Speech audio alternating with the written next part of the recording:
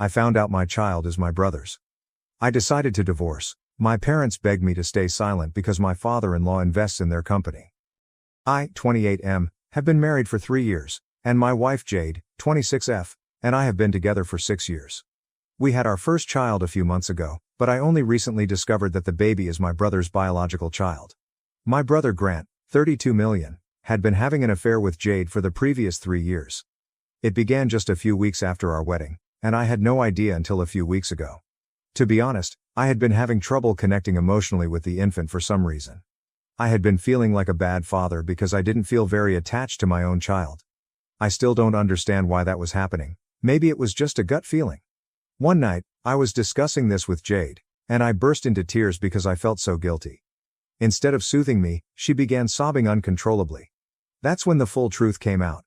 She agreed that it wasn't my fault that I didn't feel connected to the baby wasn't mine. She had already received the paternity test results but chose not to inform me. She said the affair ended shortly after she discovered she was pregnant and that she and Grant had no contact with each other anymore. She wanted to focus on me and our marriage. But once she told me the truth, it was too late. I started packing right away and went, despite the fact that it was late at night. Since then, I have been staying at a hotel. Jade attempted to stop me. She was quite furious, but I just left. I even blocked her, so she couldn't reach me. Since then, this has drained a lot of my emotional energy. For the first few days, I couldn't process what was going on. I did not even inform my parents about it. But they found out, thanks to Jade and Grant. Instead of comforting me, they called, said they knew everything, and then began telling me that whatever had happened was in the past. They claimed that Jade had made a mistake, but as her husband, I had to forgive her, put everything else aside, and focus on our family and our marriage. I had no concept what they meant by family because the infant was not mine. It was ludicrous of them to advise that I raise the baby as a father and stay with Jade despite everything. I believed they were insane, but my dad eventually told me the reality. Apparently, this was merely a commercial transaction for my parents. My father-in-law intended to invest in my father's failing logistics business in order to restore it. My father-in-law runs numerous established enterprises and is financially secure. I knew my parents were always impressed with the family I married into, but I never imagined it would mean so much to them. Apparently, this investment has been in the works for quite some time, and they intended to surprise us with it in a few weeks once everything was finalized. However, divorcing Jade would have a negative impact on their personal ties. They were concerned that my father-in-law would reconsider investing in the firm. According to my parents, my father sorely needed this money to keep his firm running. That's why they wanted me to suck it up, remain silent, and not make a big fuss about it. They wanted me to pretend everything was fine, raise my brother's child as if it were my own, and forgive my unfaithful wife, all in order to complete their commercial agreement. I was so horrified, I hung up and blocked them. Then, just for good measure, I started looking for a lawyer right away. As soon as I met someone suitable, I filed for divorce. Jade was served approximately 3 days ago. On the same day, I decided to contact my parents, in-laws, every business acquaintance of my father that I knew, a couple of employees in my father's firm, a few family friends, and some cousins to inform them of my current predicament. It took me a few hours to get everyone's email addresses, but once I did, I notified them all about my wife cheating on me with my brother. I also confessed that my parents had encouraged me to remain silent and pretend everything was normal so that they might acquire an investment. Then I sent an email. Now, my folks are inundating my phone with emails, SMS, and phone calls from numerous numbers and accounts. They are really furious about what I have done since, of course, they will no longer receive that investment. On top of that, they have lost their reputation. They want me to apologize, as if that will resolve everything. They also inform me that Jade is distraught and has been diagnosed with postpartum depression, suggesting that my actions will only make matters worse. She is really miserable, and they are attempting to make me feel bad. But, honestly, I don't feel awful about anything. I think they earned it. So, am I the asshole for exposing the truth about my wife and parents, embarrassing them in public? Edit. Okay, I see there are a lot of questions concerning Grant, his relationship with Jade and me, and other things. So I will address that. Grant and I had a fairly normal connection, as most brothers do. The entire event was totally unexpected. We haven't spoken once since finding out. Grant had an apparently typical connection with Jade. I never suspected there was anything going on between them. Furthermore, Grant had always been a loner who had no interest in sticking with one woman for an extended period of time. His job forced him to travel frequently, and aside from that, He was spontaneous and always on the go, completely unlike me. From what I understood, he was never Jade's type, either in appearance or demeanor. So, obviously, none of this made sense to me. Jade informed me that they just started hooking up after we got married, and it ended when she discovered she was pregnant. She might be saying the truth or not. But, even then, I saw nothing strange. They were just very excellent at concealing it. Whatever it was, I always assumed they were only friendly with each other. I'm not exactly sure why Jade cheated on me. When she was attempting to persuade me to stay and justifying herself, she mentioned how I overworked at the beginning of our marriage.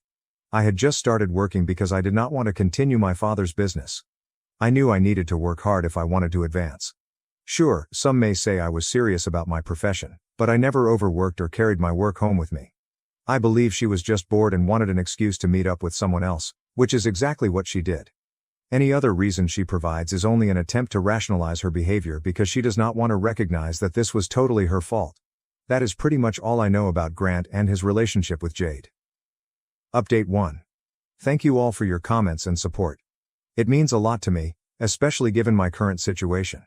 Everyone hates me, whether it's my parents or my in-laws, because they believe I embarrassed them by informing so many people about what Jade did, including those who didn't need to know. It's been a few days, and I've spent every second either drowning in work at the office or returning to the hotel and deleting the innumerable texts and emails my parents continue to send me from various accounts. They are absolutely relentless. They're simply not going to quit. I try blocking them, but they keep creating new accounts and numbers. I'm not even sure why they're going to such extremes. The damage is already done. My apologies will not change the reality, nor will they become more respectable. My in-laws reached out to me a few days ago. They explained that my email was entirely unnecessary. They discovered who else I had emailed it to and accused me of sending it to a group of individuals my parents knew solely to disgrace them. However, they alleged that because I did so, Jade was also humiliated. I don't understand why I should feel awful about that. That woman literally cheated on me with my brother and was content to let me believe the baby was mine, enabling me to raise my brother's child as my own, until she broke down that night. She did something disgusting. She completely earned this. I didn't bother responding to my in-laws since I really just want to move on from this. I'm currently waiting for Jade's lawyer to react to the divorce filing. In my opinion, I've been quite fair, and I just hope she doesn't complain about anything. As for the baby, it isn't mine, so I won't be donating anything. I might be the father mentioned on the birth certificate, but that makes no difference to me. I don't detest the baby or anything. In fact, the baby is the only fully innocent individual in the whole affair. I honestly feel horrible for him because he will pay the price for his parents' misdeeds. Even still, it is not my job to care for a child who is not biologically mine, especially if the real father is my brother. If Jade brings up anything regarding the kid, I already know I'm not going to accept responsibility. I'm basically ready for every potential circumstance because I have no idea what to expect right now. I haven't spoken to Jade since I left, and I don't want to ever speak to her again. I know she is unhappy right now, enough people have told me so. Even as I was leaving, I could tell she was really sad. I just hope her pain doesn't lead her to believe she can dispute the divorce and convince me to stay, because that will never happen. At all costs. I will do whatever it takes to get out of this circumstance. In the meantime, I'm hoping she doesn't drag this out and make things much more difficult than they currently are. Please keep me in your prayers, and I hope she does not oppose the divorce and make matters worse for everyone concerned. She still has a few days to respond, so I'm praying she makes the correct decision. Update 2. Hello everyone, it's been a week since my last update, and today I finally received a response from Jade and her lawyer. Fortunately, she is not opposing the divorce. But now there's another issue. She has provided a child custody agreement, insisting that I step forward as the biological father. She even wrote a statement stating that because I am included on the birth certificate, even though I am not the biological father, I have been involved in the baby's life for the past few months and must accept responsibility, whether I like it or not. It was infuriating. The name on the birth certificate is meaningless in comparison to the paternity test findings. So I immediately contacted my lawyer, and we decided to proceed with disestablishing paternity. That way, I can be legally released from all obligations for the infant. Until the legal process is completed, I will be presumed to be the legal father. But the infant is just 4 months old, so I don't believe it will matter too much. I'm still optimistic that the procedure will be done shortly. My lawyer promised me that the process would not be difficult. Given the baby's age, my absence is unlikely to have any effect on him.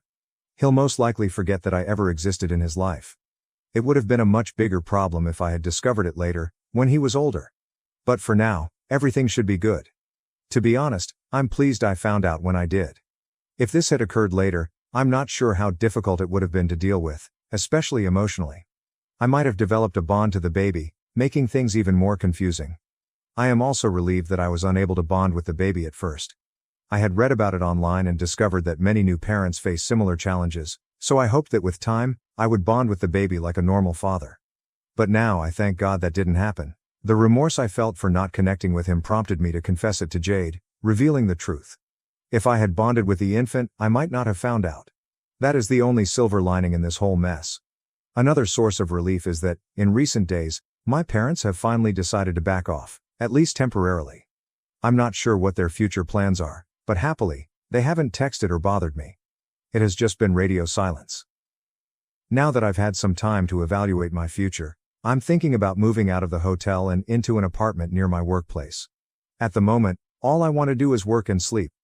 Of course, I can't remain at a hotel indefinitely, it'll get too expensive. So I approached a few acquaintances to put me in touch with a realtor. I'll see where it goes.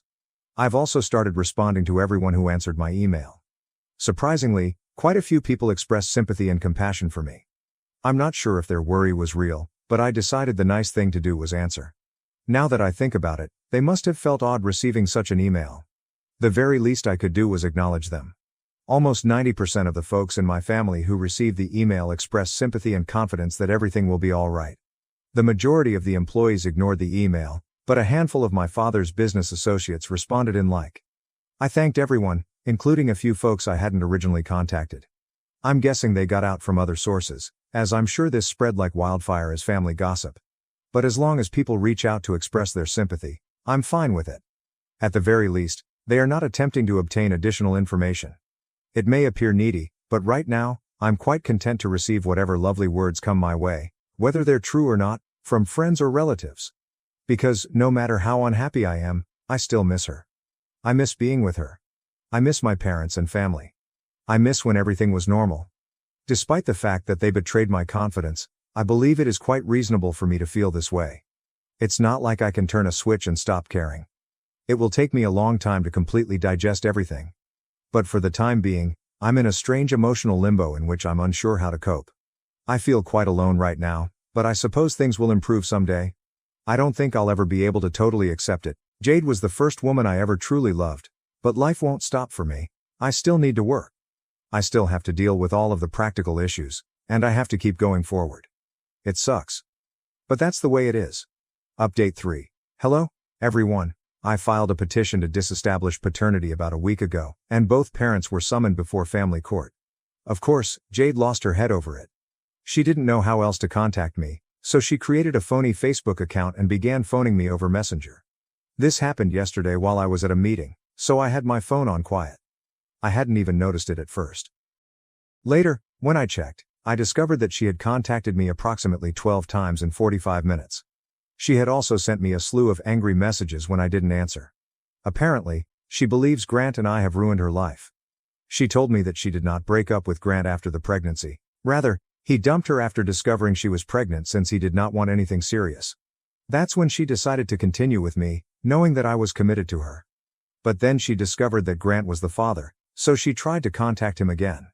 This time, he simply informed her to end the pregnancy since he was not ready to be a father and had no intention of committing to her. She kept attempting to reach him, but he simply ignored her. He eventually blocked her totally. She told me everything in her messages. Now she accuses me of abandoning her, just as my brother did. And that, it appears, is how the two of us ruined her life, by leaving her alone with a baby. Grant has made it abundantly apparent that he is not interested in raising the child with her. Even if she gets him to pay child support, she won't be able to make him a true parent. And now, she claims, she and the baby will suffer. I cannot understand how any of this is my fault. I can see why she believes Grant ruined her life, despite the fact that she had an affair with him knowing exactly who he was and that he disliked being tied down. But how does she blame me? The mental gymnastics here are insane. After reading her communications, it became evident to me that she only wanted to play the victim. In any case, I didn't want to talk to her, so I blocked her. If she knows what is best for her, She will not argue the paternity issue and will allow me to disestablish fatherhood peacefully. This allows her to save time, money, and resources while focusing on getting Grant to step up and pay child support. She's pursuing the wrong brother, that's all I have to say about it. Anyway, the whole problem will be resolved in court, so I don't want to worry about it right now. In addition, I had my parents' support. But recently, I believe they have chosen to leave me alone. In my previous update, I noted that they hadn't troubled me in a few days. Since then, they have not texted me at all. This could be the quiet before the storm, or they may discover they have already lost their reputation and investment. Making me apologize won't solve anything for them. According to what I've heard from a few relatives, my parents have gone utterly missing. They have canceled all of their social media accounts, stopped communicating with family members, and, as far as I know, my father's business has been defunct for quite some time. People believe he is in the process of selling everything, which is why the company is closed. If that's the case, I know he'll be devastated. He was always quite proud of what he created. Ah well. My father is almost in his late 50s, so I hope he has enough savings to retire. I don't believe he can start again and work for someone else at this point in his life. I am not on good terms with him right now, but I know he used to work hard. Perhaps he messed up recently, but he had always tried to be a decent parent to me. So, I hope everything works out for him. That being said, I hope I don't have to speak with him for a while. I'm just not prepared for it yet. Even without me, they still have Grant. He makes a nice living, and I don't think it bothers them that he is rarely at home. He does not have a family, and I doubt he intends to establish one. So, if my parents don't have enough savings, they can always rely on Grant. He may become their retirement fund, and honestly, I hope Jade does the same thing. I hope she gets some child support from him. That'll be enjoyable. Fun for me, but not so much for him. But after everything he's done to ruin my marriage and the life I've created for myself, that's the least I can hope for him. Anyway, that's all for now. I'll post again if anything more happens. Please keep me in your prayers, and thank you all again for your love and support. Update 4. Hello guys, I haven't posted here in a while since I've been quite busy. I suppose my previous update was about 5 weeks ago. But, in the interim, I was able to officially end paternity. That means I will not be paying child support or accepting any responsibility. It was a major victory for me, especially since I assumed she would try her hardest to drag it out. Fortunately, she did not contest it. I believe she realized that opposing it would be a waste of time, money, and resources. Clearly, the family court judge was no fool. She had already refused to comply and provide the paternity test results, so I had to do them separately.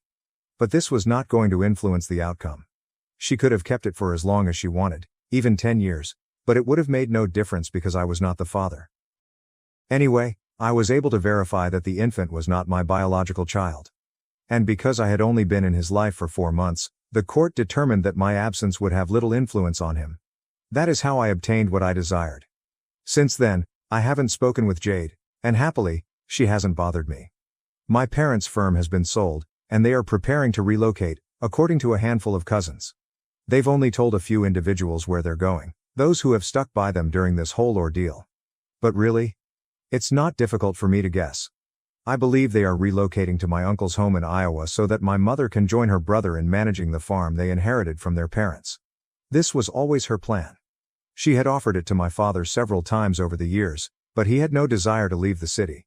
They used to argue about it a lot. Now, he does not really have an option. So he has finally agreed. At the very least, my father will continue to be a member of a family business, albeit not the one he had hoped to lead indefinitely.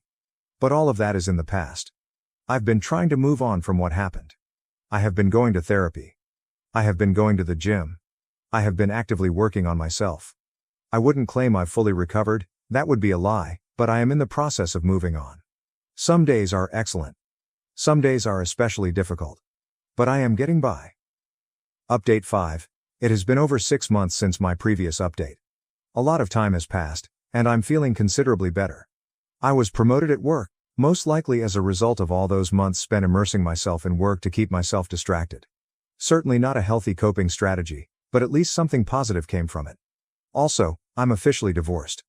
It was finalized a few months ago, but I forgot to mention it here.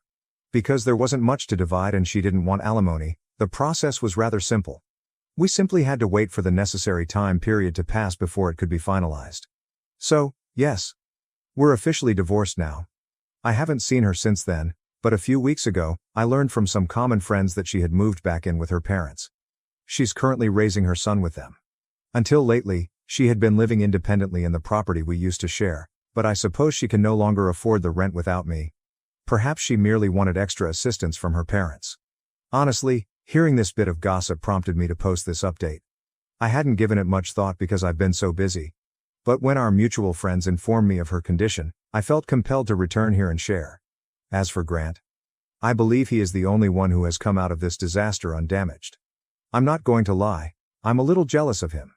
According to what I've heard from relatives, he appears to be doing well. But at the end of the day, he remains a homewrecker. He is still a bad person. So, I believe karma will catch up with him someday. Meanwhile, I'm going to focus solely on myself. After my dad remarried, he neglected me and prioritized his new family, making me feel like a guest in his home. Am I the jerk for resenting him? When I was younger, I had a great relationship with my father. My parents split when I was an infant, although I spent the week with my mother and weekends with my father. My father and I were like best friends, and we had a set schedule every weekend. We'd grab 5 red box DVDs to watch over the weekend, go fishing, play soccer, and bike to a hidden playground near the zoo. I was also used to my father constantly having different girlfriends, none of whom lasted more than 2 weeks. The only one who stayed longer was a woman I admired, who was there for 2 years. She left my father when I was 10. Despite this, my relationship with my father remained unchanged until I was 12, when he met his current wife. This woman had 2 children, one older and one younger than myself. They moved into my father's apartment after just 2 weeks. My room was already small, but my tiny mattress and 3 small plastic drawers were pushed into the corner to make way for my daughter's bunk bed and dresser. Before I knew it, they began putting my bed in a closet while I wasn't present and frequently forgot to take it out when I came to visit. When my father moved into a larger house, the older sister received her own room, whereas I had to share one with the younger sister every weekend. The 3 small drawers I had were quickly reduced to just 1 because my younger sister wanted the other 2 for toys. I gradually began to visit my father less frequently. Things got extremely bad when my father got his girlfriend pregnant. After a year, they married, and I had no idea for a month because he hadn't told me. I also had no idea my newborn half-sister was born until weeks after she returned home from the hospital. To make his new family happy, my father began indulging them and stopped paying child support to me and my mother. His non-working wife cooks, cleans, and shops, while my father pays for her older daughter's college tuition. The younger daughter is the epitome of a 10-year-old Sephora child. My half-sister is still a toddler, but she is plainly spoiled and hates the word no. My father and I had a routine that is no longer in place. My stepfather has been with my mother since I was 5. Apparently, though I don't remember it, I once called him Dad. And as a result, my father told me not to love him like a father since he isn't my father. I believe this is why I began acting as if I despised my stepfather. I had no idea why I felt that way toward him because he has always been nothing but nice to me. In recent years, I've felt considerably closer to him. He feels like the father my biological father should be. Over time, my father began to treat me differently. He rants to me about his political opinions, conspiracy theories regarding aliens, and other topics. He also boasts about his new business and family. If I try to share anything with him, he gets upset and shuts me down, instead continuing with his own story. It appears that he now considers me a friend rather than his daughter. In recent years, I've learned that my parents' divorce wasn't because they weren't compatible, but because my father cheated on my mother while visiting his family in Canada. I am now 15 years old and have changed drastically from the person my birth father remembers. I used to enjoy the beach and soccer, but now I prefer music, reading and writing. Since 2022 I have written and published 2 books, and I am currently working on the 3rd in my series. My stepfather believes in my dreams and loves me so much that he brags about me to friends and family, referring to me as his daughter. He also has a biological daughter, who I adore like a true sister, but she lives up north with her boyfriend, so I don't see her very frequently. Nonetheless, I adore them more than my biological father and half-sister, with whom I'm actually linked. My father blames me for not phoning him, but given how he has treated me recently, I don't feel like I owe him that. I also go months without seeing him anymore since I no longer feel at ease in that place. Especially because the bed I sleep on is actually their guest bed. I am a guest at my birth father's house. Because of this, I resent my father. I haven't informed anyone how I feel, so no one is calling me a jerk, but I'm wondering if I am. My father appears content with his new family, and I'm left wondering whether it's terrible that I'm not glad for him. Am I the jerk? Update 1. Hello. I wrote a post a few months ago about how my father has stopped treating me as his daughter now that he has a new family. Not much has changed since then, but here's an update nevertheless. Since my initial post, I've only been to my father's place once. It's safe to say that I'm just an uncomfortable guest in their house. I should begin by mentioning that whenever I go a few months without visiting, my father attempts to appear innocent. He phones me every Friday to inquire when he should pick me up. I never answer because he always calls while I'm in class or studying. So he phones my mother, but because he never asks in advance, I usually have plans on weekends with my cousins, friends, or just writing, as I am still working on my third novel, which requires a lot of focus that I can't get at his house. Actually, I'm just going to name him Eric. He hasn't been much of a father figure to me, unlike my stepfather. Anyway, my mother decided I'd go over to his house, despite the fact that Eric hasn't paid child support in over 2 years, and I despise coming there. My mother suggests that I pay him a visit every now and then to keep him out of trouble with the courts. She sometimes confuses me, claiming he's a deadbeat, but also that he's a loving father who deserves to be respected. However, given the circumstances, I'm very convinced nothing would have changed because I seldom visit him and he doesn't pay child support anyhow. In instance, one Christmas, he purchased and wrapped a large number of new items for his family. When I was visiting him a few weeks before Christmas, he drove to Walmart to get his wife some food. He handed me $200 and said, "Merry Christmas, buy yourself something, and the rest can be used for child support or whatever." I purchased 2 books, but the remainder of the money, which was supposed to be child support, was far from what he owed. I've told my mother that I'd be happy if he lost custody of me and my stepfather adopted me, but she feels that's too severe, saying, "He's still your father, he deserves your respect and love." Now it was the weekend, and I paid him a visit. From the moment Eric picked me up, he only talked about his new family. He discussed the older sister and her boyfriend, the younger sister and her shopping, and my half-sister, who can now speak a little. I remained mute until he asked me about school. When I responded, he became upset and launched into a conspiracy theory rant. I ignored him for the rest of the drive. The rest of the weekend wasn't any better. The older sister did what she always does when I visit. She locked herself in her room and only came out when I left the home or went to the bathroom to avoid having to talk to me. The younger sister had a friend over, and her friend threw her belongings on my bed and sat on it because that is where she sleeps when she has sleepovers. Eric's wife did a bad job of concealing her displeasure with my presence.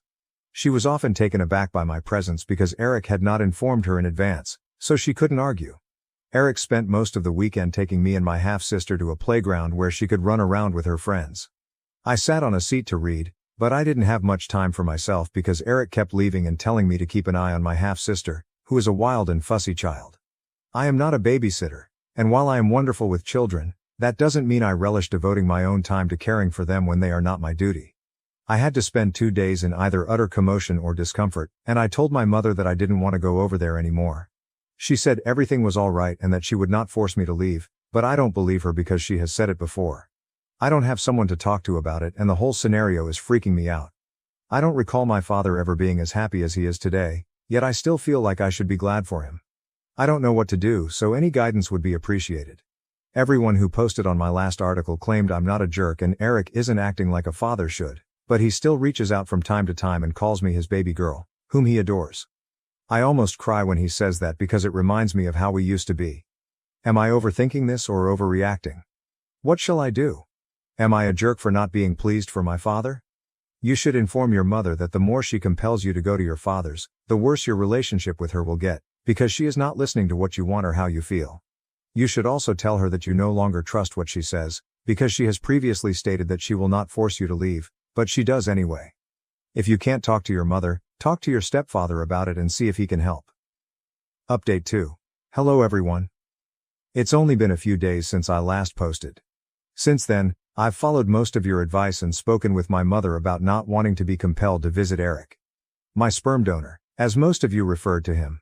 Long story short, I'm not certain she won't keep sending me over to Eric's place, but she did end up sending him long texts chastising him for not treating me properly and ordering him to step up and pay child support.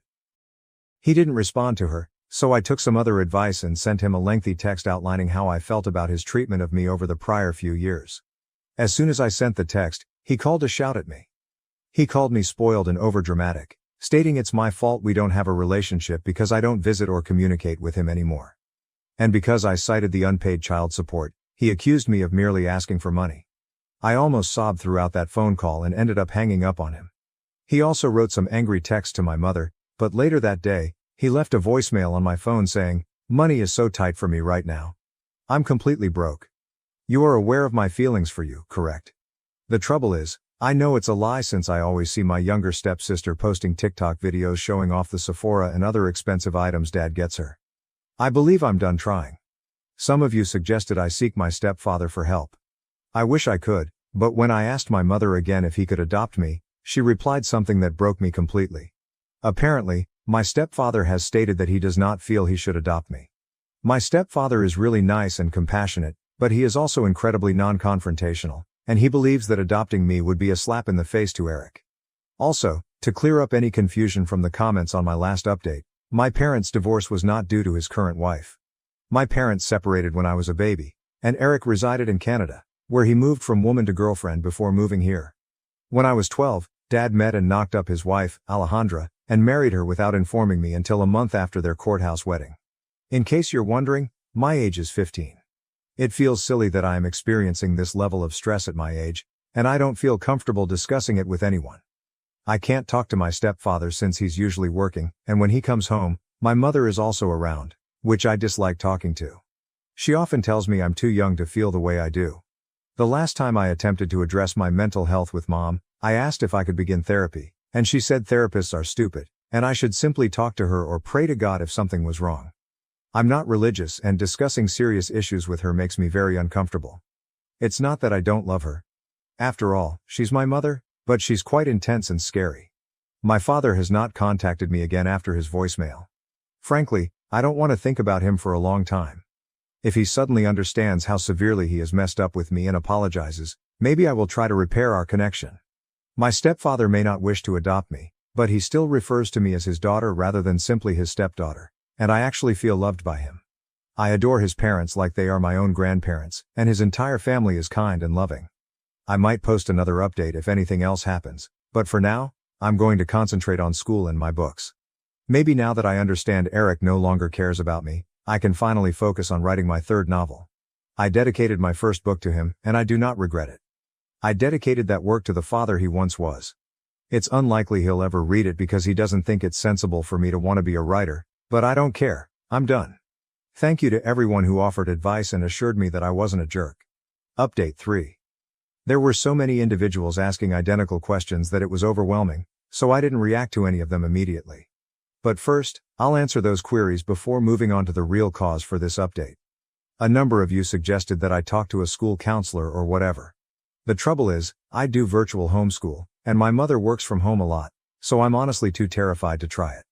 Plus, even if I talk to my counselor without my mother present, I don't trust adults to keep such things private. I know that seems silly and worrisome, but it's just how my mind works. A number of you also suggested that I bring up the therapy issue with my mother again, but I know it won't work. My mother does not believe in treatment and feels that praying to God or having her preach the Bible to me will resolve everything. As for my stepfather, I adore him and see him as my genuine father, even if he refuses to adopt me. But he is also no help with the treatment issue because he constantly agrees with anything my mother says to avoid arguments. But I'm doing well right now, and I believe things will improve soon. I believe this because I am confident that my mother will eventually petition for sole custody and court-ordered child support.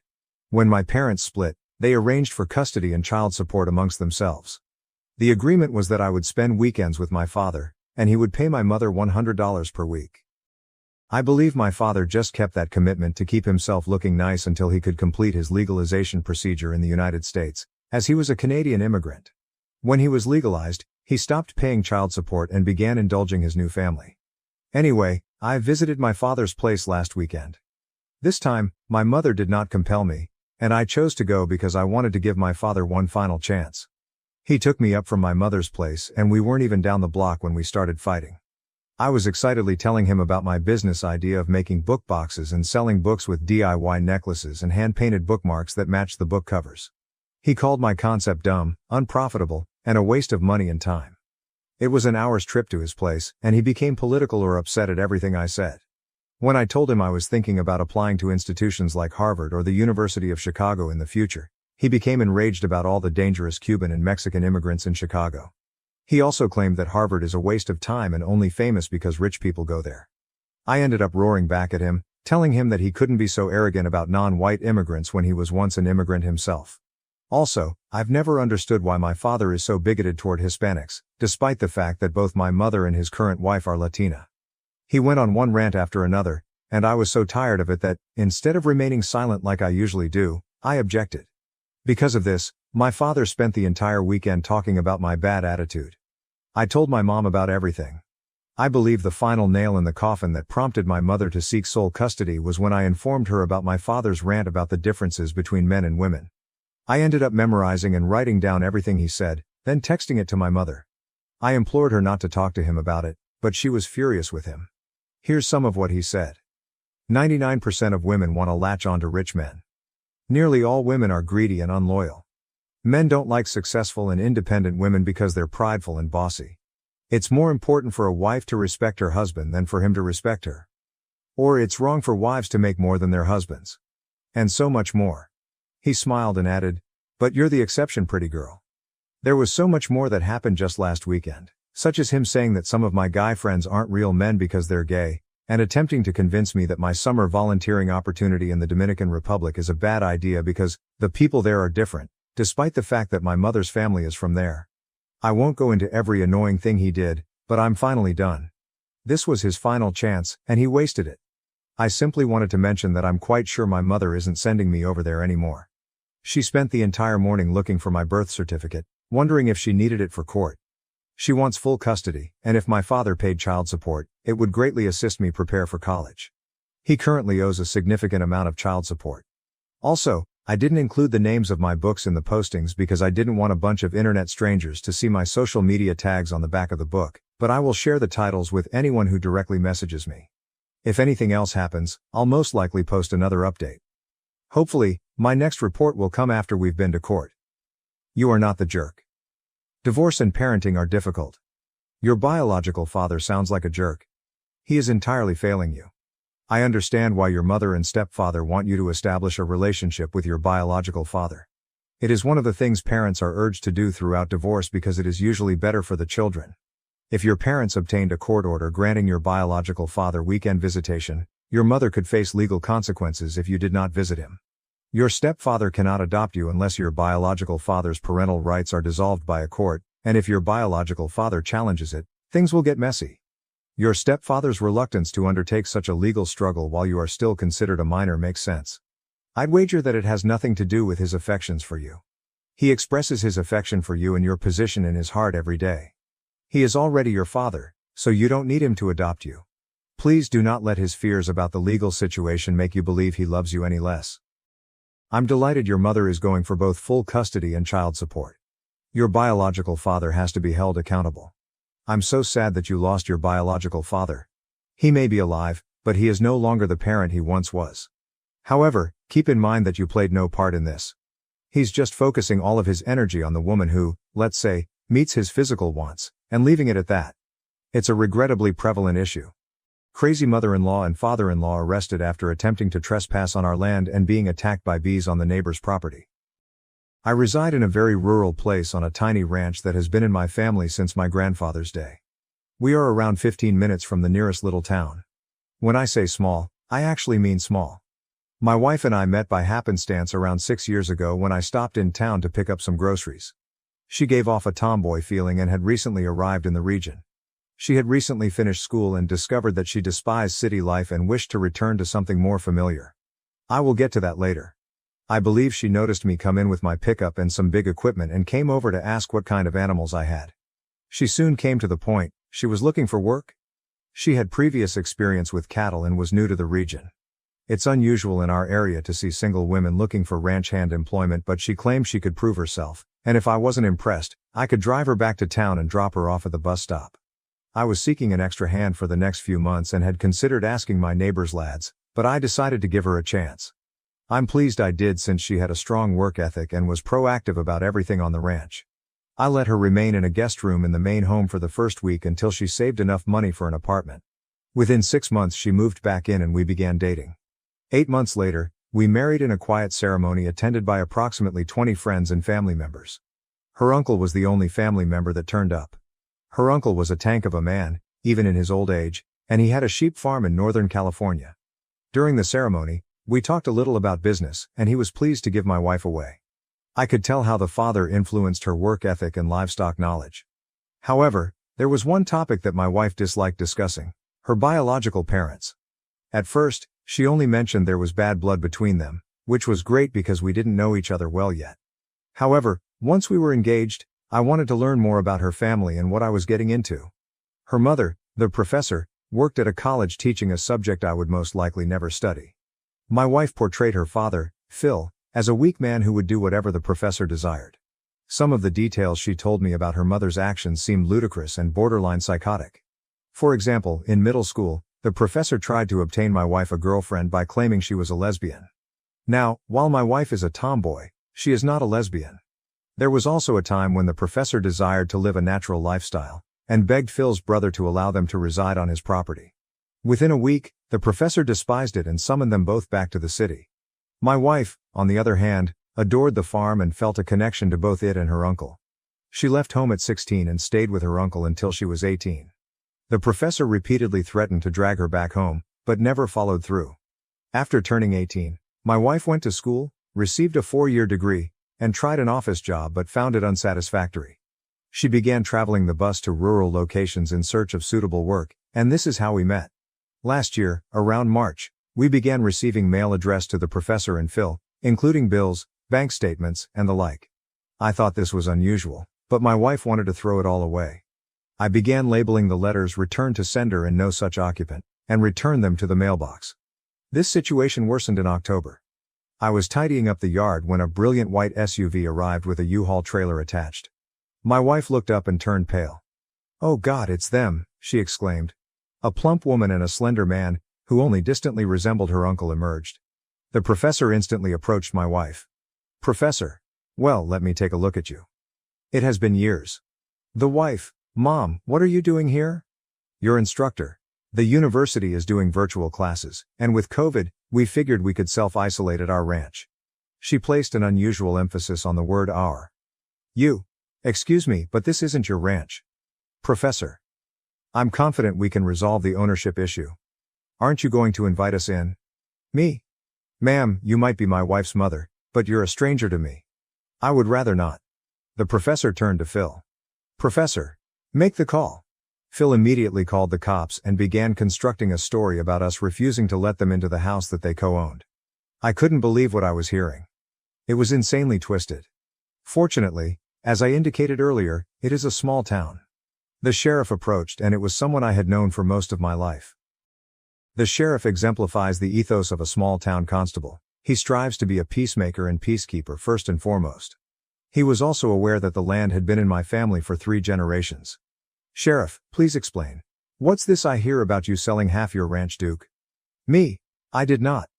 These are my wife's parents, and they believe they have a legal claim to my land." "Professor. Not think? We have lived here since February. With tenant laws that means—" "Sheriff, you know. Funny, I don't remember you in town."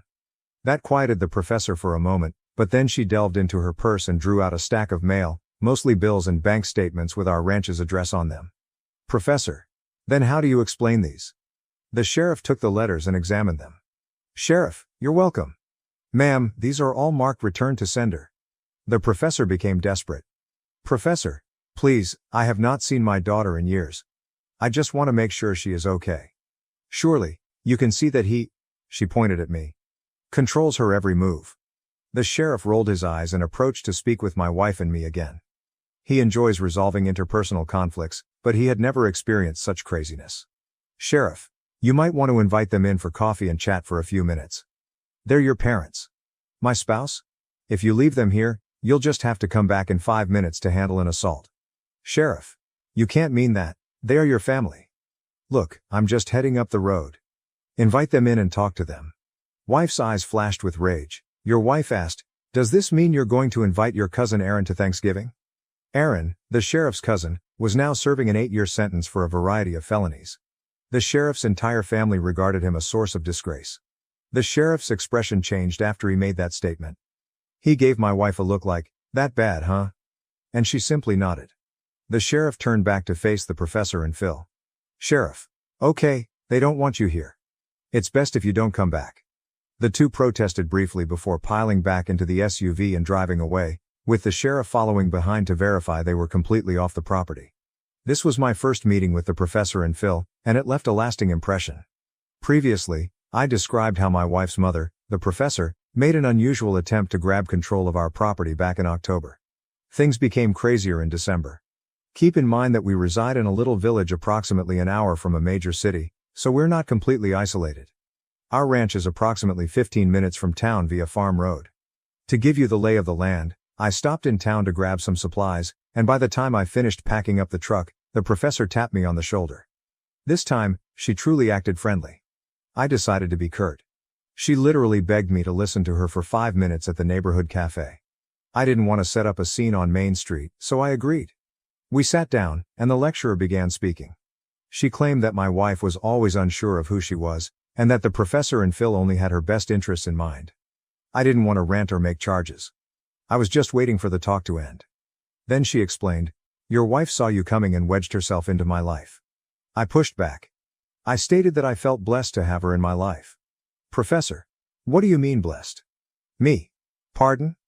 "Professor, you just said blessed." I put my head in my hands and wished it was over. Everyone in the cafe stared at the two of us. With her final sentence, the lecturer projected her voice. My response was, "Ma'am, if you're trying to win me over, I suggest you stop using vinegar."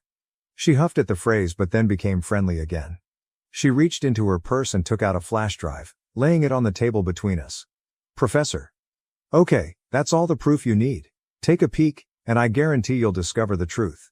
I was dying within, not just from shame, but also from the manner my mother-in-law behaved in front of individuals with whom I do business on a regular basis. They would certainly want to know what had transpired. Like I stated, it's a little town. I took the flash drive and fled. I returned to the property, where my wife was waiting. She could tell something had happened in town by the pissed-off expression on my face. I recounted what had happened while holding up the flash drive. My wife was baffled by it. I wasn't about to plug it into a computer we use on a regular basis, so I hunted through a closet for an old Dell laptop that hadn't been turned on in ages. We charged it, turned it on, and blocked the Wi-Fi, my wife's suggestion. We plugged the flash drive in and discovered heaps of PDFs. I'm still not sure how to convey what was within. It looked like a journal, a college article, or a thesis research, with my wife as the topic. I'm not sure what the aim was, or what the professor was testing on her own flesh and blood.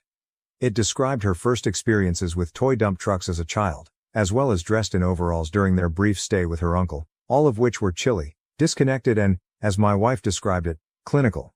My wife was referred to as the subject throughout. It was odd and I'm still unsure what the point was. My wife was outraged by the PDFs and urged us to burn the drive, which we did in the fire pit. That was the last time we heard from the professor, but my wife believes more will come. First and foremost, I want to mention that my wife is doing well. She's amused rather than terrified or furious, yet I can tell when she feels the need to be protected. We placed a new camera directed straight at the gate, which I'm keeping locked. I noted in the comments that we had a FaceTime contact with my wife's uncle last night to see if we could gain any additional information.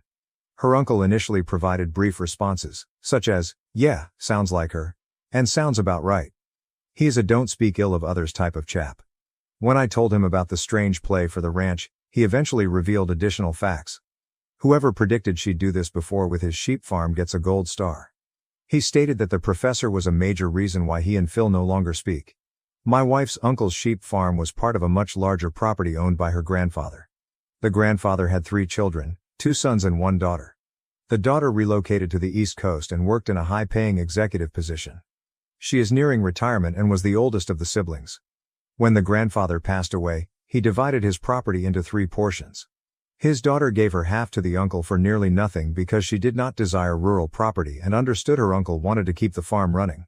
The other son, Phil, retained ownership but granted uncle permission to use it. That was until Phil decided to attend an expensive university and sold his portion of the land to uncle for a good price. Uncle was able to maintain all of grandfather's land intact. Phil dated the professor during his undergraduate years and eventually married her. Uncle only heard bits and pieces because Phil only called around Thanksgiving and birthdays. That was it for many years. A few years later, the professor was in what Uncle described as a hipster phase when he learned about the farm. She didn't just show up, Phil asked first. Phil understood rural life, but the professor did not.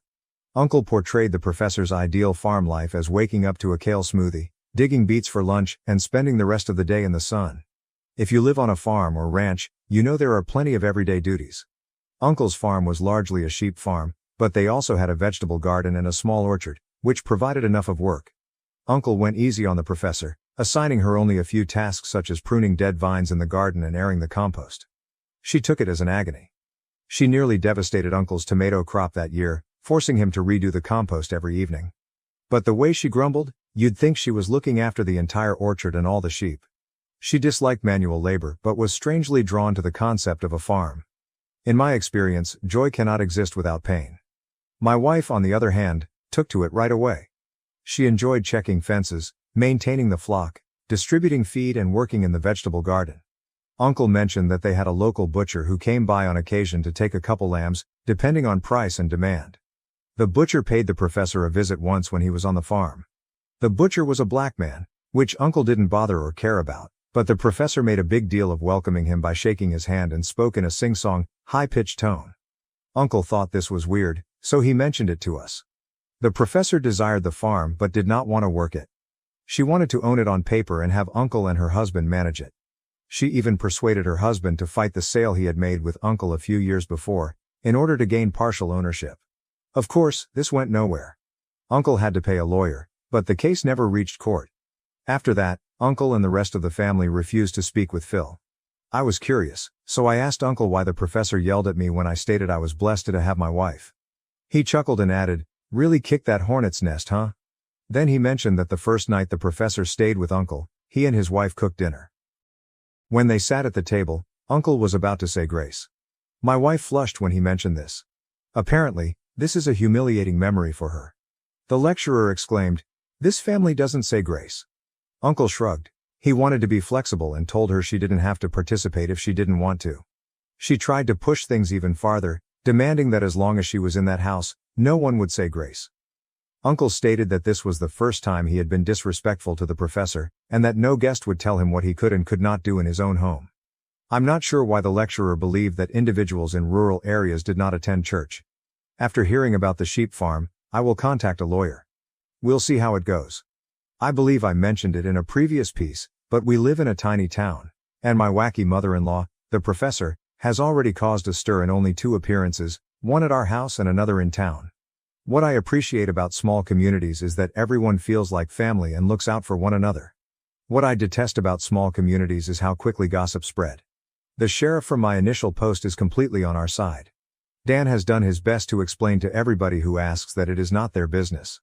The difficulty is between my wife and me. We attempted to be social in town before COVID. We attended church regularly and took part in potlucks. I hired my neighbor's boys to help out on the ranch numerous times over the summer. We enjoy being social. When the professor created a disturbance at the cafe in December, I could feel the town's attention on me.